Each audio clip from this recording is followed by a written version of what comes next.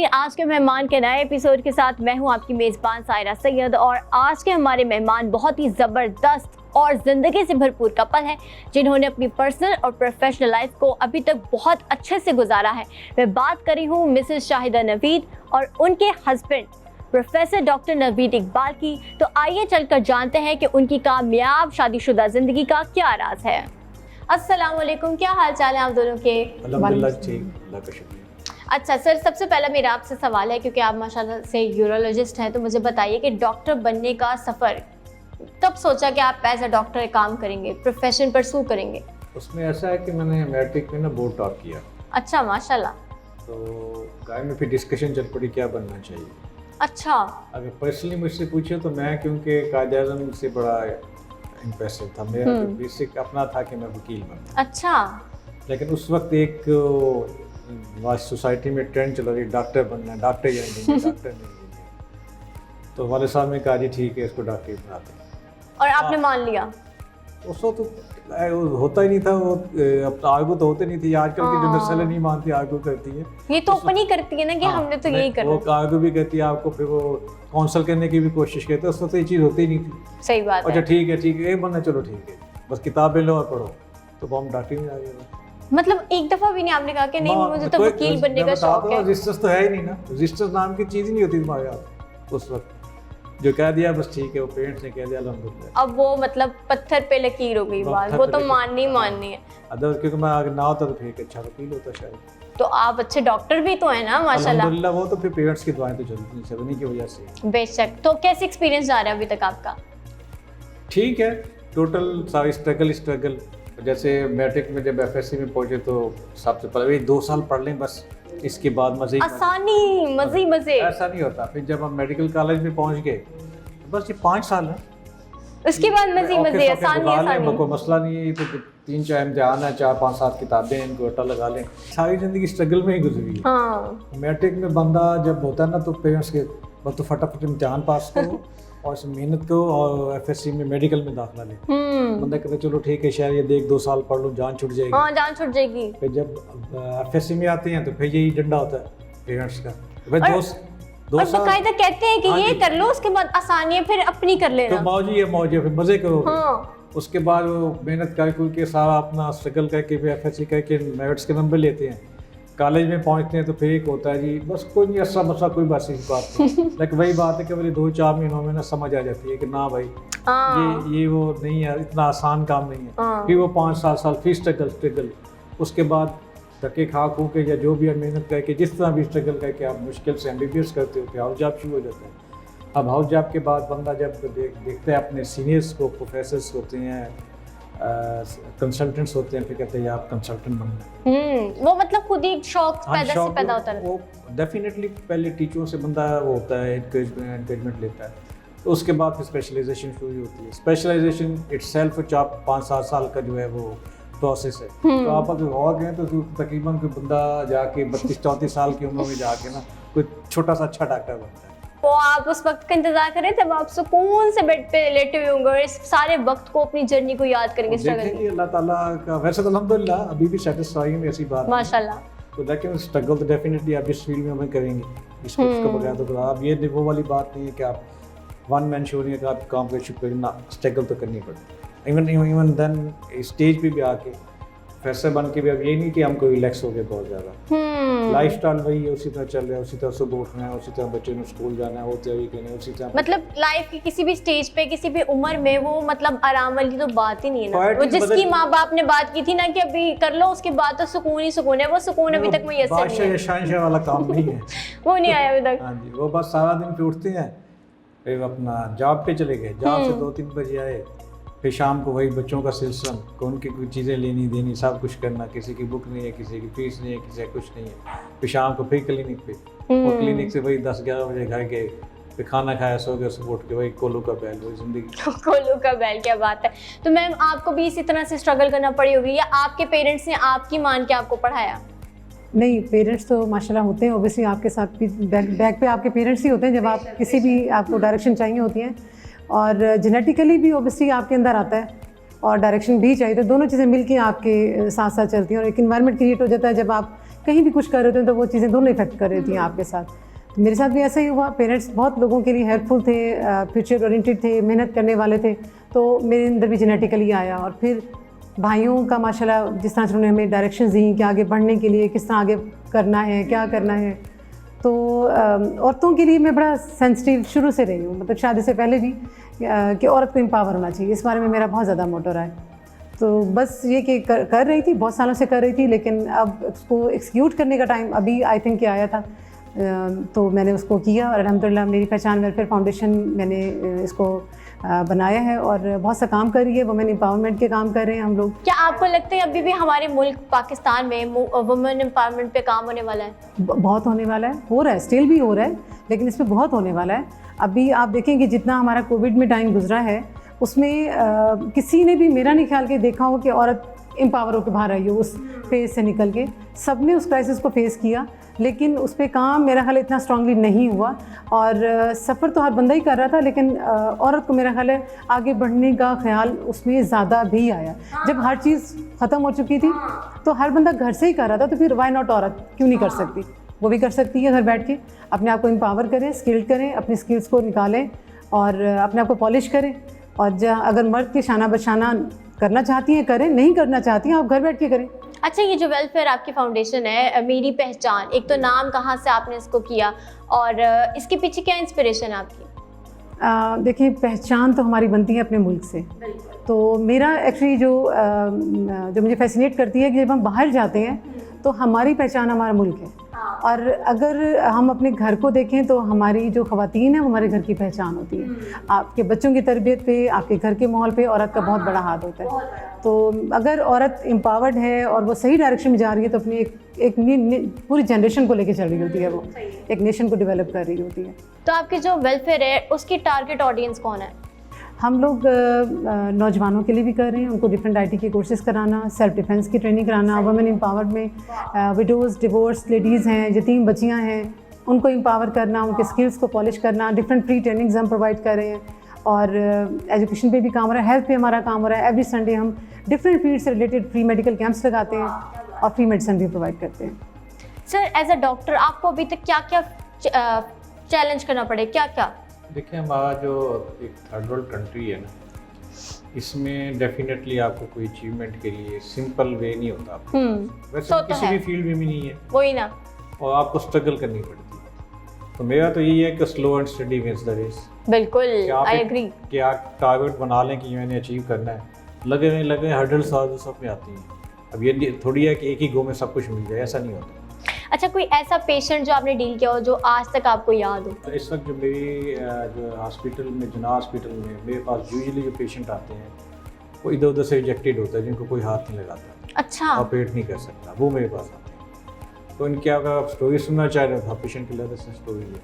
वो पहले ऑपरेट हुए, किसी को कम्प्लिकेशन हो गई, किसी को कुछ हो गया, वो अपना सब कुछ लुटा बैठते हैं, फिर वो सरकारी अस्पताल में हमारे पास आते हैं। तो अल्लाह की मेहरबानी वो ठीक हो जाते हैं, पेट करते हैं, उनको ट्रीटमेंट देते हैं। माशाल्लाह। सर, हमारे लोगों में ना डॉक्टर्स को लेके बड़े मिसकंसेप्शंस हैं।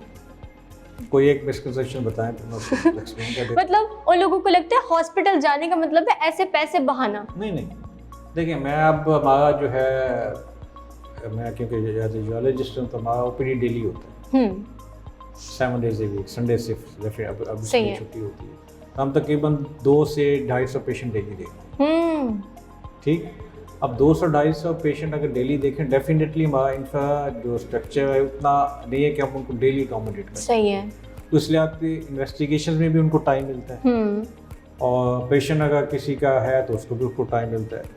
नो डाउट जो इमरजेंसी पेशेंट होते हैं या जो खुदा ना खास्ता कैंसर के पेशेंट होते हैं उनको हम जल्दी अकोमोडेट कर लेते हैं। तो बंदा इस चीज़ से जो है ना, आम लेमैन घबराता है। अदरवाइज ऐसी बात नहीं है। इस वक्त जो मैं पहले बता चुका हूँ कि जो निगलेक्टेड पेशेंट होता है, इवन जो अच्छे निजी हॉस्पिटल हैं उनसे भी जो जिन वहाँ से इनकार हो जाए तो फिर वो हमारे पास लाते हैं, उनको ट्रीट करते हैं। इवन कि एक ऐसा हुआ भी पिछले दिनों केस, उन्होंने कहा कि हमारे फादर को उन्होंने लास्ट स्टेज बता दी थी कैंसर की, जब इनके पास है तो उन्होंने टेस्ट चेक किया तो बहुत से गलत थे।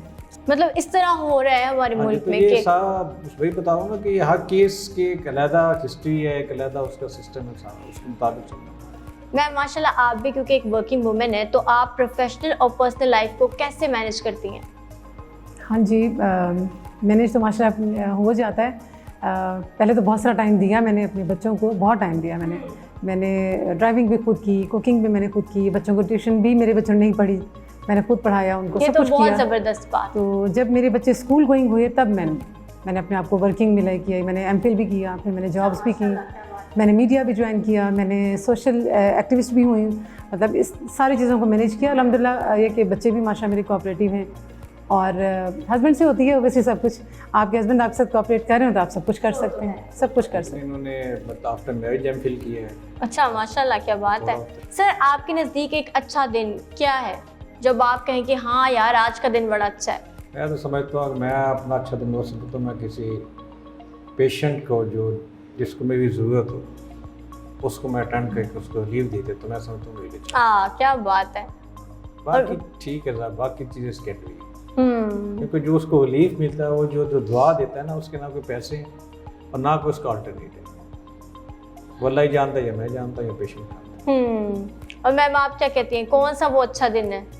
जब आप किसी को तकलीफ़ नहीं देते और आप किसी को कुछ अच्छा करके रात को सोते हैं। जब हम किसी को तकलीफ नहीं देते या कोई हमें तकलीफ ना दे तो? हम आप खुद देखें, दुनिया में तो बहुत कुछ लोग हैं, हम सबको तो कुछ नहीं कर सकते, तो हमें खुद अपना बचाव तो कर सकते हैं ना, और अपना हिस्सा डाल भी सकते हैं अच्छा करने में। हम अपना हिस्सा डाल लें, बाकी अल्लाह ताला बेहतरीन करता है। अपनी नीयत के साथ बहुत कुछ मिलता है इंसान को। मैम मुझे बताएं, हर मुश्किल के बाद आसानी है, आप इस बात को कैसे देखती हैं? क्या वाकई ऐसा है? बिल्कुल ऐसा है, बिल्कुल ऐसा है। अल्लाह ताला आपकी नीयत को देखता है, आपकी स्ट्रगल को देखता है। मुश्किल वक्त सब पे आता है, और कितनी ही मिसालें हैं हमारे पैगम्बरों की हैं, कायद-ए-आज़म के हमारे जितने रहनुमा थे हमारे पाकिस्तान बनने में, तो सब ने स्ट्रगल की हुई है, और स्ट्रगल सबका टाइम एक होता है, आपको उसके बाद ज़रूर सिला मिलता है, और उस सिले की खातिर जो सब्र करने वाला होता है वो असल आजमाइश होती है, उसमें जो कर जाए फिर उसको अल्लाह ताला ज़रूर देता है। मेरा इस बात पे बिलीव है। सर हमारी नौजवान नस्ल के लिए कोई आप पैगाम जो देना चाहें, जो आपको लगता है कि वक्त की ज़रूरत है?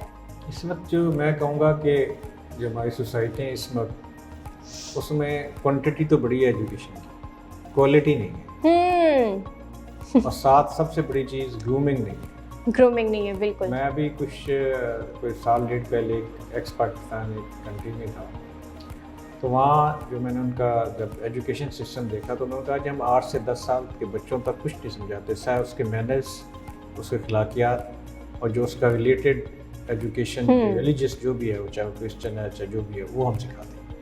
तो हमारे यहाँ डिग्री तो ले लेते हैं। हाँ। इस वक्त जितनी भी मैं समझता हूँ कि जो है ना सोसाइटी में अनरेस्ट, उसमें ग्रूमिंग बड़ी इम्पॉर्टेंट। अब देखिए हर किसी को पैसे नहीं मिल जाते, हर किसी को जॉब नहीं मिल जाता, ऐसे ही है सर। और हर कोई सेटिस्फाइड नहीं होता। आप जिसकी मर्जी स्टोर के देख लो, उसने डे 1 से स्ट्रगल की। बड़े हम अगर इंटरनेशनल लेवल के लीडर देख तो वो ऐसे भी थे जो अपनी फीसें भी नहीं दे सकते। हाँ नाज़रीन, बातों का सिलसिला ऐसे जारी रहेगा, लेकिन यहाँ वक्त है ब्रेक का, so don't go anywhere, stay tuned with us. Welcome back नाज़रीन। तो आज के हमारे मेहमान बहुत ही अच्छा और खूबसूरत सा हमारे साथ कपल मौजूद है, और जैसे कि हम सब जानते हैं कि पाकिस्तान में तलाक की शरह बहुत तेज़ी से बढ़ रही है, तो आज ये सेगमेंट खासकर मैं उन नौजवान नस्ल के लिए उनके नाम करना चाहती हूँ जो लव मैरिजेस भी करते हैं, लेकिन नौबत जो है एंड पे तलाक की पहुँच जाती है। सर आपसे सवाल करूँगी, ऐसा क्यों हमारे माशरे में तलाक की शरह क्यों बढ़ी, क्या लगता है आपको? मेरे ख्याल में ज़्यादा जो फैक्टर टॉलरेंस का है, कि जब कोई अगर कोई ऐसी बात हो भी जाए तो ठीक है, आप एक लाइफ पार्टनर है तो बंदे को थोड़ा इग्नोर करके या उसको पार्ट टाइम भी इग्नोर कर लें, बाद में बैठ के सेटल कर लें।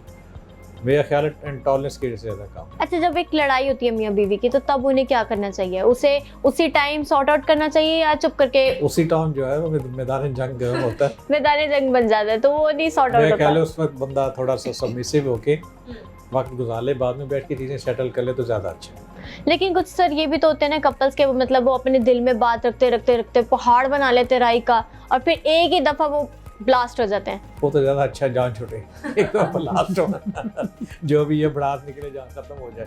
लेकिन ऐसा नहीं होना चाहिए, आप शेयर कर लें, ऐसा क्या ऐसा मतलब बैठ के बात करें, सॉर्ट आउट करें। वही बात है ना, कम्युनिकेशन बहुत ज़रूरी है। मुश्किल से सारी चीज़ें आप देखें ना, जितनी भी चीज़ें होती हैं नेगोशिएशन पे सेटल होती हैं।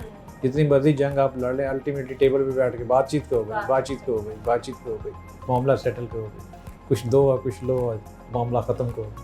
ये बेस्ट पॉलिसी है। मैम मुझे बताएं, माशाल्लाह आप दोनों का इतना अच्छा क्यूट कपल है, माशाल्लाह माशाल्लाह। तो मुझे बताएं कि आपकी हैप्पी मैरिड लाइफ का क्या राज है? मैं 3 चीज़ें कहती हूँ किसी भी की लाइफ में भी, और मे बी मेरी लाइफ में भी वही हो। आप दूसरे की रिस्पेक्ट का ध्यान करें, टॉलरेंस, आप टॉलरेट करें, कुछ हो भी गया तो आप उसको थोड़ा सा सब्र से, क्योंकि समटाइम हम बोलते नहीं बोलते, बाद में थोड़ा समझ आती है कि हाँ वहाँ खामोशी बेहतर थी, अवॉइड करना बेहतर था। और थर्डली आप कॉम्प्रोमाइजिंग नेचर होने ही चाहिए। आपको अप डाउन्स आते हैं, हर किसी की लाइफ में आते हैं, आपको किसी भी जगह पर कॉम्प्रोमाइज़ की नेचर होनी चाहिए। आप फ्लेक्सिबिलिटी आपकी पर्सनैलिटी का पार्ट होनी चाहिए। अच्छा, ये जो अभी आपने कहा कि कहीं ना कहीं हम सोचते हैं कि हमें फलाने टाइम में खामोश हो जाना चाहिए, आपको नहीं लगता अगर हम खामोश हो जाएं तो जो अगला बंदा होता है वो हम पे और ज़्यादा हावी हो जाता है, और उससे शायद ये लग रहा हो कि हम हैं ही अपनी गलती पे और हमने अंदर अंदर एडमिट कर लिए, क्योंकि चुप का मतलब होता है कि हम गिल्ट फील कर रहे हैं। तो ऐसा है नहीं, ज़मीर अल्लाह ताला ने सबको दी है, और जो गलत है वो गलत सबको नज़र आ भी जाता है, सच सामने ज़रूर सामने नज़र आता है। वो जो शॉर्ट टाइम के लिए अगर आप अवॉइड कर रहे होते हैं ना, टॉलरेट कर रहे होते हैं, तो उसमें ये होता है कि अगले बंदे को खुद से भी समझ आ जाती है कि वक्त के साथ चालाकियाँ होशियारियाँ नहीं चलती। आपकी समझ बूझ और रिस्पेक्ट और एक दूसरे की केयर, आपकी अंडरस्टैंडिंग, जो मैं सबसे ज़्यादा कहती हूँ, सारी चीज़ें एक तरफ छोड़ दें, आप एक दूसरे को अंडरस्टैंड करते हो। लॉन्ग लास्टिंग शादी के लिए ये चीज़ आप अंडरस्टैंड करते हो, दूसरे की परेशानी को, उसकी खुशी को, उसकी फीलिंग्स को आप अंडरस्टैंड करते हो। एक्सेप्टेंस भी तो होना चाहिए ना कि हाँ हमने उसको अपने उसके फ्लॉज के साथ हमने उसको एक्सेप्ट कर लिया है। लेकिन आजकल हमारे माशरे में ये सब कुछ तो नहीं है ना। हाँ नहीं है, बर्दाश्त कम हो गई है, सोशल मीडिया बहुत ज़्यादा एक्टिव हो गया है, वो चीज़ें गलत प्रमोट कर रहे होते हैं जो हमारी कोई 1% होगी उसको करते हैं, तो समझते हैं कि शायद यही सब लोग कर रहे हैं। ऐसा नहीं है, अच्छी चीज़ें ज़्यादा हैं, बुरी कम है, और मेरा ख्याल है हाईलाइट नहीं करनी चाहिए बुरी चीज़ें, तो वो ज़्यादा फैलती हैं। तो बेहतर है कि अच्छे असूलों को ज़्यादा अपनी लाइफ में ले करें और दूसरों को भी उसी चीज़ का ही करें, तो अपना हिस्सा वही, बस अपने हिस्से का काम करें, आगे सब ठीक हो जाता है। आपको अपनी मैरिड लाइफ में किन चैलेंजेस को आपने फेस किया? आते हैं सबकी लाइफ में, मेरे कम होंगे, यकीनन कम होंगे मेरे, अल्हम्दुलिल्लाह माशाल्लाह बहुत अच्छे। तो ये कि मैं उस लिहाज से ये तो नहीं कि बिल्कुल नहीं होते, ऐसा नहीं होता, अप्स एंड डाउन्स तो आते हैं, सबकी लाइफ में आते हैं। बच्चे ऊपर नीचे होना, मतलब फैमिली, फिर आप एक डिफरेंट फैमिली में जाते हैं, डिफरेंट पर्सनैलिटी के साथ आप रहते हैं, उनको अंडरस्टैंड करना, उनके मुताबिक अपनी पर्सनैलिटी को रखना, अपनी सोच को उसके मुताबिक बनाना। आपने वो चीज़ें करनी है जो अगला बंदा चाह रहा है। मैंने शुरू में बड़ा पूछती थी, मुझे बताएं मुझे कैसा होना चाहिए, तो कहते थे ऐसे ठीक हो। अब मुझे समझ भी नहीं आती थी कैसे ठीक हूँ, मतलब मैं जो हूँ, मैं चाहती थी कि हूँ, लेकिन अल्लाह का शुक्र है कि मतलब सोचना चाहिए, अगले बंदे को सोचना चाहिए, आप उसके मुताबिक लाइफ गुजारें, आप बहुत सुकून में रहेंगे। अच्छा, जब एक लड़की ब्याह कर अपने ससुराल जाती है तो उसको एडजस्टमेंट में बड़ा टाइम लग जाता है, तो कुछ तो होती भी नहीं है, मुझे लगता है कुछ तो इतनी बागी हो जाती है, वो तो कहती है मायके ही ठीक है, पूरा साल पूरी ज़िंदगी वहाँ रह लेंगे। तो आपके साथ कुछ इस तरह हुआ, आपको एडजस्ट करने में टाइम लगा? नहीं, मैं तो मतलब हमारी ना टोटली अरेंज मैरिज है। अच्छा। इतनी ज़्यादा कि हमने शादी के दिन ही देखा।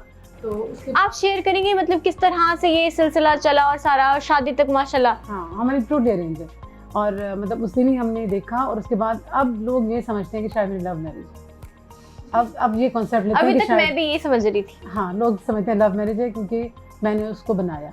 हाँ माशाल्लाह। आप हस्बैंड के मुताबिक चलें, उनको लेके साथ चलें, हाथ पकड़ के चलें, आप कहीं नहीं गुम होंगे, लोग आपकी खुद ब खुद रिस्पेक्ट करेंगे। अच्छा सर, मुझे ये बताएं कि अभी जैसे मैम ने कहा अरेंज मैरिज थी, तो आप कैसे मान गए अरेंज मैरिज की? मतलब आपने नहीं सोचा नहीं यार लव मैरिज? मैं अपने पिछले सेगमेंट में कह चुका हूँ, जब वालिद का डॉक्टर जो कहा वो बस हमारा दौर से वो नहीं था ना, जो ठीक है, वो वैसे भी एक बैक ऑफ माइंड में ये था कि पेरेंट्स जो भी सोचते हैं बेटे सोचते हैं। डेफिनेटली आपकी एज वो नहीं होती कि आप ठीक है, हम बड़े समझते हैं, जब बड़े हो गए हम डिसीजन कर लेंगे। मेरा ख्याल है वो 20-25 साल की में क्या डिसीजन करना है। हार्डशिप के बाद अच्छा मिलता है ना, आपने कहा था ना, तो वो जो जंग एज की हार्डशिप्स होती है ना, उसको अगर अच्छे से कूप अप कर लें तो आपको अच्छा मिलता है। अच्छा, सही है, इसलिए जो पेरेंट्स ने कहा। अच्छा सर, वो नौजवान हमारे जो शादी करना चाह रहे हैं उनके लिए आप क्या मशवरा देंगे? लॉन्ग लास्टिंग शादी अब उनकी रहे, उसके लिए क्या मशवरा आप उनको देंगे? देखिए जी, वही दो तीन चीज़ें जो शाहिदा ने भी बताई हैं कि टॉलरेंस तो सबसे पहले है, बाकी कंप्रोमाइज़ आपको करना पड़ता है। हर चीज़ हर बंदे को पास नहीं होती, कई एक कारने में आप बहुत अच्छे होते हैं तो किसी दूसरे कारने में आपको थोड़ी डेफिशिएंसी होती है। तो मेरा एक दोस्त होता था, उसकी बीवी जो है ना वो मैरिड थी, और ही वाज सेशन जज। तो मैंने उससे पूछा, मैंने कहा यार ये तुम कैसे सिस्टम चलाते हो? कहते हैं मैं अल्लाह का शुक्र करता हूँ, कल अपने स्टेशन बना दीजिए, इतना बड़ा उहदा दे दिया है। एक साइड पे थोड़ा सा कहा कि तो क्या हुआ, और when then she is very cooperative, हाँ घर बड़ा अच्छा चल, तो मैं खाम खान अल्लाह की नाशुक्री करूँ। तो ये अपने आप पे डिपेंड करता है। अब हर चीज़ आइडियल नहीं होती, आप कहें जी आइडियल हर चीज़ माहौल मिल जाएगा, कभी भी नहीं होता। ठीक है, अगर आपको आइडियल 100%, 60%, 70%, बाकी कंप्रोमाइज़ कर लें। और ये दो चीज़ें, टॉलरेंस और कंप्रोमाइज़, बाकी सिस्टम चल जाता है। अच्छा मैडम, कहते हैं कि कॉम्प्रोमाइज लफ्ज़ ही ना औरत के लिए बने, क्या ये सच है? नहीं, बिल्कुल भी नहीं। मेरे मियाँ ने भी कॉम्प्रोमाइज़ किया हुआ है, उन्होंने भी किया, वैसे किया है। मैं भी एक डिफरेंट पर्सनैलिटी हूँ, डिफरेंट एक बैकग्राउंड से आई हुई हूँ। तो ऑब्वियसली जब मैं भी कभी मेरे भी कोई नेगेटिव पॉइंट्स होंगे ना, तो ये भी बर्दाश्त करते होंगे। मैं तो कहती हूँ औरत भी कर रही होती है, मर्द भी कर रहा होता है, तभी एक सक्सेसफुल आपका कपल बनता है, वरना सक्सेसफुल नहीं बन सकता।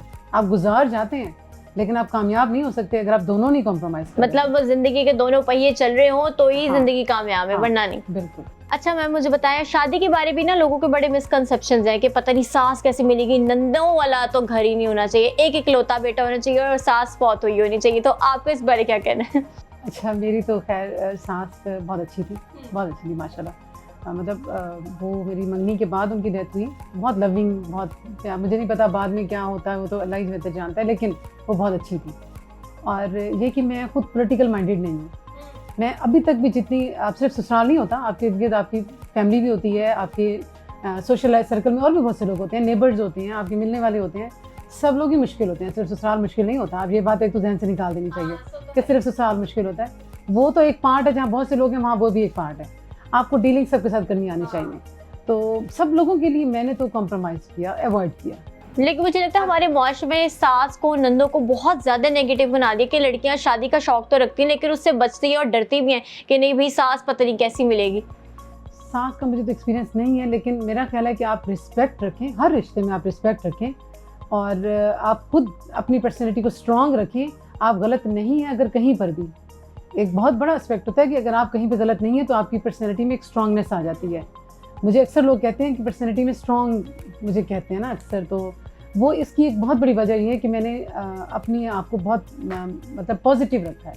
मैंने कहीं गलतियाँ कोशिश की, पूरी कोशिश की कि किसी भी रिश्ते में गलतियाँ कम करूँ, तो फिर लोग हो जाते हैं, ऑटोमेटिकली समझ जाते हैं। एक वक्त आता है जो ज़्यादा चालाकियाँ करने वाले भी होते हैं ना, तो वो भी समझ जाते हैं कि नहीं ये उस तरह की नहीं है, इसको छोड़ दें। अच्छा सर, आपको भी तो लाइफ में, मतलब आपकी मिसेज हैं तो इनसे इख्तलाफात तो किसी ना किसी बात पे रही होंगी, नोक झोंक भी चलती होगी, तो उस सब को कैसे टैकल किया आपने? वही कम्युनिकेशन, बैठ के बात करके, बस, और इसके अलावा और कोई ऑप्शन है ही नहीं। क्या सोचकर मतलब करते हैं बात? ये नहीं आया कि यार क्यों बात ही नहीं करनी, बस एंड? लेकिन ये 2-4 चीज़ें ही होती हैं। चाहे की शॉपिंग होती है, ये कहीं जाना होता है, ये मसले दे ही दो है ना। कोई चीज़ लेनी है, ठीक है, आप हर टाइमिंग आप इस पोजीशन में नहीं है तो आप आराम से समझा दें उसके, ये टाइम नहीं पता नहीं, ठीक है आपने इस संडे चीज़ लेनी नहीं तो अगले संडे चले जाएंगे। अच्छा, इसमें एक पॉजिटिव में पॉइंट हो सकता है दूसरों के काम आ जाए कि शुरू में ओबियसली हम एक दूसरे को समझ रहे होते हैं, बहुत सी बातों में मिसकंसेप्शंस होती हैं, परसेप्शंस गलत होती हैं, ठीक, हम एक दूसरे को अंडरस्टैंड करने का एक पीरियड चल रहा होता है। तो अगर मैं किसी बात पे माइंड कर भी लेती थी या मूड हमारा कभी हो जाता था, तो चुप करके चले जाते थे जहाँ पे चले गए, और मैं सोचती थी ये चुप करके चले गए, क्या हुआ, अब क्या होगा। जब ये आते थे तो बिल्कुल भूल भुला के कि कुछ था भी कि नहीं था, तो फिर मैं सोचती थी कि बजाय इसके कि लड़ाई डालें, लंबा करके ले जाएं, बात तो सुबह की थी, अब दोपहर हो गई है, अब शाम तक मूड और ख़राब रहेगा, छोड़ें, फिर मैं भी चुप हो जाती थी। तो वो जो गैप आता है ना आपका, वो मेरा ख्याल है आपकी सोच डेवलप भी करता है, तो वो एक गैप लेना चाहिए।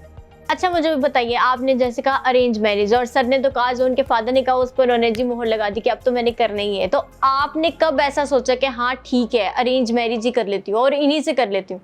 नहीं, सोचा थोड़ी जाता है, जब वही बात है कि वो था ही माहौल ऐसा, उनके लिए था, तो मैं तो फिर वैसे फीमेल, वो तो जेनेट हो के उन्होंने अगर सरेंडर कर दिया तो हम फीमेल तो कुछ भी वैसे नहीं कर सकती हैं। तो हमें भी जब कहा गया कि ठीक है तो हमने भी कहा ठीक है। अच्छा, वैसे जेंट्स तो मुझे लगता है कर ही देते सरेंडर, ये मसला तो औरतों को होता है। औरतें बेचारी करती थी, वो तो उन्हें पता होता है कॉम्प्रोमाइज़ करना है। और बाकी ये कि आप अगर फेयर हैं अपनी अल्लाह ताला के सामने, तो अल्लाह ताला आपको बहुत अच्छी जगह से बुरा भी दे सकता है, अगर आपकी डिपेंड करता है आपकी नीयत पे, बहुत बुरी से आपको अच्छा भी दे सकता है, ये डिपेंड करते हैं आपकी अपनी इनर पे। तो अल्लाह का शुक्र है, बहुत अच्छा अल्लाह मैंने दिया, शायद वो इनर देख के। ऑलराइट नाज़रीन, यहाँ वक्त हुआ ब्रेक का, बातों का सिलसिला ऐसी जारी रहेगा लेकिन इस छोटे से ब्रेक के बाद, so don't go anywhere, stay tuned with us. Welcome back नाजरीन। तो आज के हमारे मेहमान में एक बहुत ही अच्छा क्यूट सा कपल है और अभी जैसे कि आप सब जानते हैं हमारा रैपिड फायर राउंड है और ये आज एक ट्विस्ट के साथ है क्योंकि आज के मेरे एपिसोड में एक कपल मौजूद है जिसकी मैं ऑलरेडी बड़ी तारीफें कर चुकी हूँ। तो सर और मैम, ये रैपिड फायर राउंड है, मतलब तुर्की ब तुर्की। आप दोनों ने एक दूसरे के लाइक्स और डिसलाइक्स बताने। सो आर यू गाइज रेडी? पहले आप मुझे बताएं इनका फेवरेट फूड क्या है। इनको पाई पसंद है, करेले पसंद हैं, मतलब वेजिटेबल ज़्यादा। ठीक है। हाँ। सर इनको जो भी मैं ला दूँ पसंद करके खा लेते हैं। मतलब एक होते हैं ना। हाँ नहीं वो जो यूजली जिनका जो है ना, जो मिसाली चटखारे जिसमें जा रहा है ना, जैसे कढ़ाई गोश्त टाइप टिक्के, ये इनको पसंद है ज़्यादा। मतलब वो होता है ना, चुटकी बजाओ और लाइन हाजिर हो जाए, वो वाला फेवरेट फूड। इनका फेवरेट कलर क्या है? ग्रीन। ग्रीन।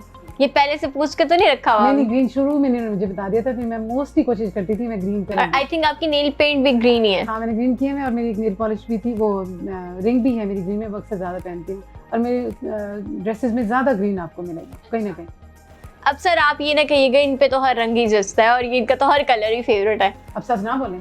मतलब वो तो सच है, लेकिन अगर इस तरह बोले तो मतलब इसका मतलब ये नहीं कि पता ही नहीं है। नहीं अब ये तो नहीं कह सकता काला जोड़ा पा साड़ी पे मैच। क्यों आप कह सकते हैं, वो तो आपकी पसंद की नेल पेंट लगा के बैठी। कलर अच्छा वाला है। ब्लैक भी पहन लेती हूँ, सारे कलर पहनती हूँ। तो इनका फेवरेट कलर ब्लैक है। पिंक पिंक जो शॉकिंग पिंक पहना हुआ है और बहुत खूबसूरत भी लग रहा है। अच्छा मुझे बताएं इनकी फेवरेट हीरोइन। हीरोइन वैसे तो मेरा अरशद बड़े शौक से सुनते हैं। अच्छा। हीरोइन कभी उन्होंने बताई नहीं है। पुरानी फिल्में वगैरह देखते हैं बड़े शौक से, पुराने गाने बाबा शीत पे जो गाने आए होते हैं वो गाने भी बड़े शौक से सुनते हैं। और जो है वो कोई पर्टिकुलर नहीं है, लेकिन ओल्ड ज़्यादा चीज़ें पसंद करते हैं। क्या ये ठीक कह रही हैं? ऑब्जर्वेशन ठीक ही है। ठीक है। अच्छा इनकी फेवरेट हीरोइन? खुद हीरोइन है तो हम हीरो बैठे हैं, बस खत्म होगी बात। डायलॉग्स की तो बाहर है। अच्छा सर को शेर व शायरी का शौक है? हाँ बहुत, इनको समझ आते, मुझे कोई समझ नहीं आते शेर। आपके लिए कभी शेर इन्होंने कहा है? शुरू में कोई शेर बोल देते थे, मुझे समझ ही नहीं आती थी। मुझे अभी तक भी शेर समझ नहीं आते। क्यों समझ क्यों नहीं आते वैसे? और वो जब उन्होंने आपको कहा है तो आपको वो भी तंग आ जाते हैं, कहते रहने दो तुम, ना ही पढ़ो। तुम्हारे उसकी बाहर से बात है। जब समझाना पड़ता है। हाँ समझ से बाहर की बात है। तुम्हारी समझ की नहीं है चीजें। अच्छा जब आपको शेर समझ ही नहीं आते तो आपको शौक भी नहीं होगा? हाँ मुझे शायरी, मुझे अब थोड़ा सा मैं कुछ समझने लगी हूँ, कुछ थोड़ी सी मैं कोशिश भी करने लगी हूँ। तो आपके लिए कभी कोई गाना गुनगुनाया?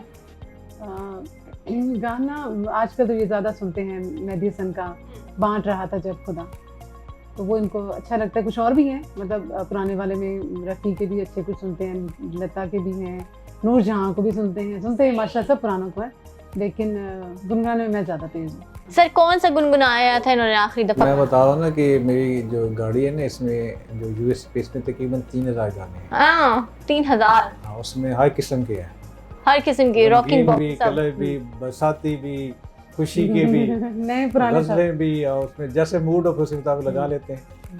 बाकी सिस्टम तो फिर चलता है। अच्छा सर की फेवरेट प्लेस जो विजिट करने के लिए इनकी फेवरेट हो? हम सब जगह जाते हैं। हम मतलब नेशनल इंटरनेशनल टूर्स हमारे एवरी ईयर, साल में 1-2 हमारे रहते हैं। हम अगर शहर से मुल्क के अंदर अगर हम नहीं गए तो फिर हमारा आउट ऑफ कंट्री जरूर होगा। अगर कंट्री में से नहीं गए तो फिर हम शहर में ज़रूर करते हैं, कहीं ना कहीं मुल्क के अंदर हम जरूर करते हैं। नॉर्दर्न एरिया कोई एक जगह जो सर ने कहा हो कि हाँ यहाँ जाके बड़ा मजा आया? नॉर्दर्न एरियाज़ की तरफ हम ज़्यादा मूव करते हैं। उसमें हम लोग पंजाब तक गए हैं, हुंजा, स्कर्दू ज़्यादा, स्कर्दू बहुत पसंद है। और इनकी?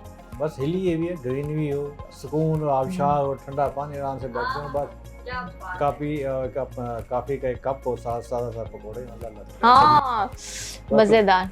और आबशार और उसके नीचे चारपी बिछी हुई और उससे पकौड़े खा रहे हैं, और गर्मा गर्म चाय हो। चाय कॉफी, चाय नहीं कॉफी, बस तो फिर समझे बाहर ही बाहर। अच्छा दिन का कोई ऐसा टाइम जो इनको बहुत पसंद हो? सुबह ही कह सकता हूँ, कि जब मैं जा रहा होता हूँ जो सियाह इनका टाइम मेरा ख्याल है जब ये रात को आते हैं पुरसुकून होके थोड़ा सा वॉक पे भी जाते हैं, या मॉर्निंग टाइम में जब वॉक का इनका सबसे पुरसुकून होता है, जब ये मॉर्निंग में भी और इवनिंग में भी वॉक करते हैं। अच्छा आप करती हैं वॉक? मैं थोड़ी करती हूँ, आजकल ज़रा लेजी भी हूँ वैसे। कौन सा वक्त आप वॉक के लिए प्रेफर करेंगी, सुबह का, शाम का, रात का? डिपेंड करता है वेदर पे। आप अगर गर्मियाँ हो तो फिर दिल नहीं करता दिन के टाइम ज़्यादा निकलने को, फिर इवनिंग का टाइम वेट करते हैं, तो फिर कोशिश होती है। वैसे मॉर्निंग सबसे बेहतर है। ठीक है। इनको फ्री टाइम में क्या करना पसंद है? सोना। सोना मुकम्मल अब बस हर टाइम सोते रहें, छुट्टी जिस दिन होगी, छुट्टियाँ इनको पसंद नहीं है, छुट्टियाँ होंगी तो ये सोते रहेंगे बस। और इनको क्या पसंद है फ्री टाइम में करना? गपशप लगाएं कोई, तो थोड़ा बहुत जाके खाना वाना खाएंगे जैसे। बड़ी लाइवली हैं आप तो माशाल्लाह की, मतलब फुल रौनक पार्टी शार्टी जो होनी चाहिए। और अभी मुझे हो रहा है कि सर थोड़े से बोरिंग उनकी है रूटीन और आप तो बड़ी चिल फुल। हाँ, वो डिपेंड करता है ना आपकी, जब एक है ही प्रोफेशन ही ऐसा है, सारे डॉक्टर्स का एक ही रूटीन है, सुबह जाएंगे दोपहर में आएंगे, दोपहर को सोएंगे क्योंकि उन्हें शाम को फिर निकलना है, और ये तो फिर सर्जन है। तो जब सर सुबह अजान के बाद उठ जाते हैं तो फिर आपको होता नहीं इरिटेशन सी? मैं बहुत ज़्यादा सोने की आदि मैं भी नहीं, मैं अगर टाइम पे टाइम सो जाऊँ तो मेरे सर में दर्द हो जाती है, लेकिन थोड़ा रेस्ट, जैसे अगर रात को नींद पूरी नहीं हुई तो दिन में कोशिश करती हूँ कि अगर मैं सो जाऊँ, लेकिन मैं बहुत ज़्यादा स्लीपी नहीं हूँ, मैं अगर मजबूरी हो तो सोती हूँ, वरना मैं बिला वजह नहीं। अच्छा, मुझे पता चला आपको सराइकी का भी बड़ा शौक है। सराइकी का शौक है या सराइकी आपको आती है? मैंने सराइकी, मैं खुद सराइकी हूँ। अच्छा जी, और अच्छा लगता है, अपनी लैंग्वेज हर किसी को अच्छी लगती है। तो आपने सर को सराइकी में आज तक कभी कुछ कहा? हाँ, मैं तो गाने गुनगुना देती हूँ उनको, आवाज़ अच्छी नहीं है लेकिन मैं फिर भी इनको हाँ सुनाती हाँ, रहती तो हूँ। बिल्कुल इनकी गुनगुनाइए। अपनी इन्होंने पूरा मतलब हर फोल्डर इन्होंने बताया गाड़ी में है, तो उसमें एक सराइकी फोल्डर भी है, तो उसमें से कुछ गाने मुझे पसंद है। चिटड़े पदरते, बैर कर दे लुटाई हम वे, वो मेरी अम्मी को पसंद है, और बिस्मिल्लाह करा वो भी मुझे अच्छा लगता है। और तीसरा अभी आजकल जो मॉडर्न स्टाइल में डाला हुआ था, संगता मुका के, संगता मुका के क्या मिले ओ बेवफा। सर आपको सोचा इनको था। सुन सुन के आ गई सराइकी? बस अब तो सारा दिन यही काम, गाड़ी में बैठे सारा दिन ही आप माशाल्लाह कितने कूल माइंड और रिलैक्स है। मैम आप 2 बोल अगर गुनगुना दे। संगता मुका के क्या मिले ओ बेवफा सोचता, दुश्मन कहला की क्या मिले ओ बेवफा सोचता। और इसका मतलब भी समझा दें। मतलब दोस्ती खत्म कर दी, दुश्मन के बन के क्या मिल गया। बेहतर है दोस्ती रखो ना, बेहतर जब नाराज हो तब सोचते हैं ऐसे, क्या है सीधे सीधे रहें, सही तरह रहें, ना खत्म करें ना दोस्ती, तो फिर क्या है, अगर खाम दुश्मनी पाल के क्या मिलता है, कुछ भी नहीं मिलता। आपके खुद के बच्चे भी सोशल मीडिया यूज करते होंगे, तो आप उनको कैसे रोकती हैं या क्या करती हैं आप? नहीं, आजकल तो वाकई बहुत ज़्यादा यूज़ हो गया है, हम बच्चों को रोक भी नहीं सकते हैं। बच्चों के एग्ज़ाम्स हैं, स्टडीज़ हैं, उनकी क्लासेस हैं ऑनलाइन, हम उनको नहीं रोक सकते। उनकी होमवर्क असाइनमेंट सब आ रही होती हैं। मेरा ये है कि बच्चों को ओ लेवल्स के बाद देना है मोबाइल, उससे पहले नहीं देना। तो ओ लेवल्स में भी अच्छा खासा बच्चों की असाइनमेंट्स आ रही होती हैं, उनके ऑनलाइन क्लासेस हैं, शेड्यूल आ रहे होते हैं। बेटी ने 5 पेपर सेशन भी ऑनलाइन लिए, तो मोबाइल मेरा यूज़ करती है वो। बाकी 2 को मैंने दिया, और छोटे भी मांगते हैं तो मेरा मोबाइल फ्रीक्वेंटली नहीं यूज़ कर सकते, पूछ के यूज़ करते हैं। इवन कि मैं लॉक लगाती हूँ, उनको लॉक होता है, लेकिन फिर भी वो ऐसे उठा के उनकी नहीं होती कि वो कर लेंगे। जो मतलब माएँ नहीं ना उन पे तवज्जो देती, तो औलाद का कुछ भी नहीं होता। और वो तो कहते हैं ना, वो जुल देना, वो वही चीज़ चल रही होती है। तो मुझे लगता है पेरेंट्स का होल्ड होना ना, चेक एंड बैलेंस होना लाजिम होता है। चेक एंड बैलेंस भी, और मतलब बहुत आप ये नहीं सोचें कि आप नेगेटिव वे में चले जाएं बच्चों के साथ। मैं ये बिलीव करती हूँ, आप बच्चों से डिस्कस करें, आप शेयर करें, उनको हर बात बताएं, आप डाउन जो गलत सही चीज़ें हैं, उनके एडवांटेजेस डिसएडवांटेजेस आप उनको बता दें। वो जो हमारे बच्चे बाहर दोस्तों को बताते हैं ना, एक एक राज, वो अपने घर वालों को, अपने माँ बाप को बताएं, ये मुझे लगता है ज्यादा जरूरी। और उनको अगर आप घूमे भी कर देते हैं, उनको गाइड भी कर देते हैं, आपको पता भी चल जाता है बच्चा किस। बिल्कुल बिल्कुल सही बात। अगर डायरेक्शंस प्रॉपर दे दी हैं तो फिर मुश्किल नहीं होती। और मैं वैसे भी इस्तिखारा पे बिलीव करती हूँ, तो मेरे अल्हम्दुलिल्लाह मेरे बच्चे भी इसी ट्रैक पे आ रहे हैं कि हर काम पे इस्तिखारा करना। तो उसमें अल्लाह ताला से जब हम रहनुमाई ले लेते हैं, फिर कोई खौफ नहीं होता कि हम किस तरफ जा रहे हैं। Thank you very much sir and madam, आप दोनों के टाइम का बहुत बहुत शुक्रिया। So viewers, this is all for today. I will catch you all with a new मेहमान and a new episode. Till then I am signing off. अल्लाह हाफिज।